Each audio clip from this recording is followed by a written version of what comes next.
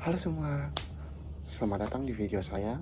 Perkenalkan, nama saya Pasrahman Zendrate, NIM 0513291886 dari Universitas Terbuka Jakarta, jurusan Administrasi Negara. Di sini saya akan menjawab tugas 3 mata kuliah Manajemen Pelayanan Publik, yaitu judulnya Solusi Inovatif Pelayanan KTP Elektronik, Strategi Digitalisasi dan Reformasi Tata Kelola di Dinas Dukcapil di bawah bimbingan Bapak Muhammad Anggi Pratama. Presentasi ini mengikuti 5 bagian laporan. Pertama yaitu pendahuluan, kedua kajian pustaka, ketiga metode, keempat hasil dan pembahasan, serta kelima yaitu simpulan dan saran. Mari kita mulai. 1. Yaitu pendahuluan. KTP elektronik adalah kunci akses warga untuk layanan publik, dari perbankan, pendidikan, hingga pemilu. Namun kenyataannya, pelayanan KTP elektronik masih bermasalah secara serius. Ada 5 masalah utama, yaitu pertama, antrian hingga 300 orang per hari, sementara kapasitas hanya 80 orang.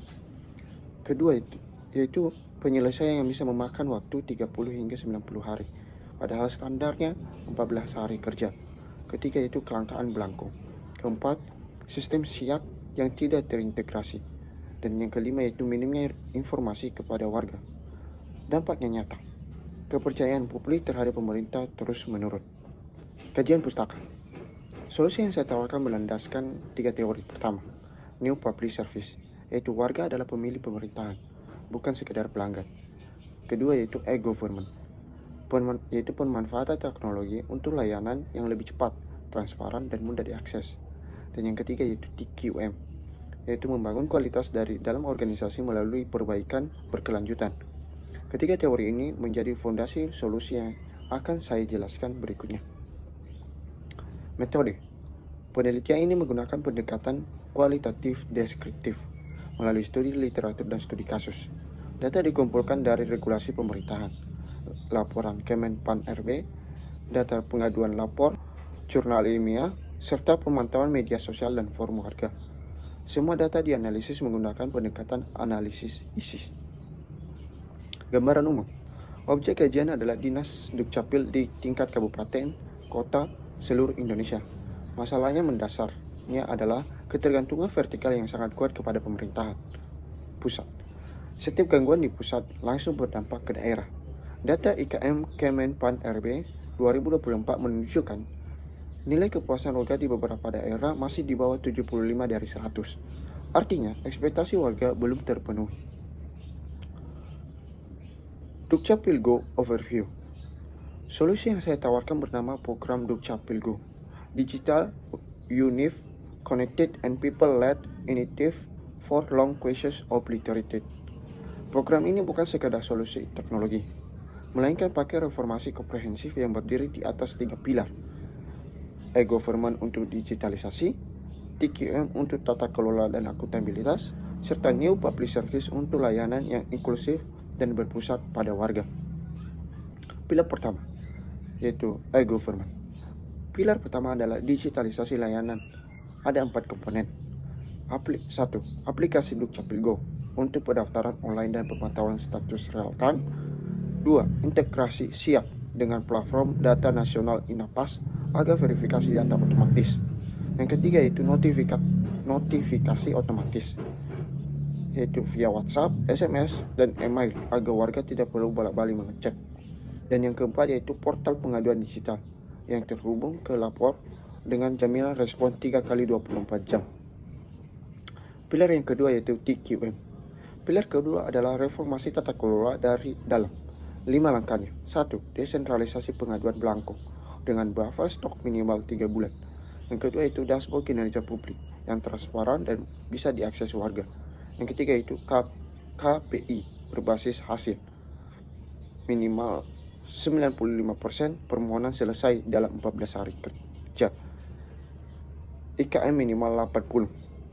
Yang keempat yaitu pelatihan SDM berkelanjutan. Serta yang kelima yaitu mekanisme sanksi dan insentif yang nyata dan terukur. Pilar yang ketiga yaitu New Public Service. Pilar ketiga memastikan tidak ada warga yang tertinggal. Caranya melalui 1. Unit layanan keliling. ke desa terpencil, panti jompo, dan pusat rehabilitas. Yang kedua itu pos layanan komunitas di kelurahan yang bermitra dengan RT RW dan kantor pos. Yang ketiga itu forum konsultasi warga rutin antara Dukcapil, warga, dan LSM. Serta yang keempat yaitu jalin prioritas bagi lansia, penyandang disabilitas, dan ibu hamil. Roadmap implementasi dibagi 3 fase. Pertama, fase fondasi, bulan ke-0 sampai bulan ke-6, yaitu audit sistem, buffer stok blanko, antrian online dasar, dan pelatihan SDM. Yang kedua yaitu fase akselerasi, bulan ke-6 sampai bulan ke-18, peluncuran aplikasi penuh, integrasi siap nasional, dashboard publik, dan uji coba keliling di 5 kota. Dan yang ketiga itu fase konsolidasi, bulan ke-18 sampai bulan ke-36, yaitu skalabilitas nasional dan KTP digital. Target akhir 95% permohonan selesai tepat waktu. IKM nasional minimal 82 dari 100. Pemangku kepentingan. Program ini melibatkan 4 pihak. Pertama yaitu pemerintah pusat, yang regulasi dan anggaran. Pemerintah daerah, kepentingannya itu implementasi lokal dan APBD. Ketiga itu sektor privat. Kepentingannya itu pengembangan teknologi dan infrastruktur melalui skema P3. Dan yang keempat yaitu masyarakat sipil. Kepentingannya itu pengawasan evaluasi independen dan umpan balik. Keempatnya harus bekerja dalam ekosistem yang saling mendukung. Hambatan dan mitigasi. Ada 5 hambatan utama yang harus diantisipasi, yaitu kesenjangan infrastruktur TIK diatasi dengan implementasi bertahap dan SMS sebagai alternatif. Resistensi SDM diatasi dengan pelatihan dan insentif. Keterbatasan fiskal daerah diatasi dengan skema co-financing dan P3. Ego sektoral dan rotasi pejabat diatasi dengan formalisasi program lewat Perpres, dan digital divide diatasi dengan mempertahankan layanan tatap muka dan unit klinik. Ada 5 simpulan utama. Masalah KTP elektronik bersifat struktural dan butuh solusi sistemik. Dukcapil Go mengintegrasikan 3 pilar teori secara sinergis. Implementasi harus bertahap dan adaptif. Hambatan terbesar ada pada infrastruktur, fiskal, dan perubahan budaya birokrasi. Dan jika dijalankan serius, program ini akan membawa IKM ke angka 82 dan memastikan 95% permohonan selesai tepat waktu. Saran. 3 rekomendasi utama saya kepada Kemendagri. Terbitkanlah regulasi dan desentralisasi belangko dan alokasikan anggaran khusus Dukcapil Go. Untuk kepada pemerintah daerah, yaitu integrasikan program dalam RPJMD dan tunjukkan komitmen kepemimpinan nyata. Dan rekomendasi terpenting, terbitkan Perpres khusus reformasi layanan administrasi kependudukan agar program ini berkelanjutan melampaui pergantian pejabat. Penutup. Demikian presentasi saya.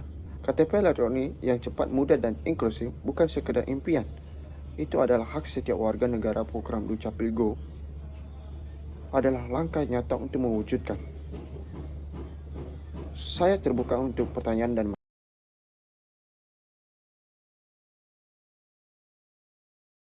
mewujudkan.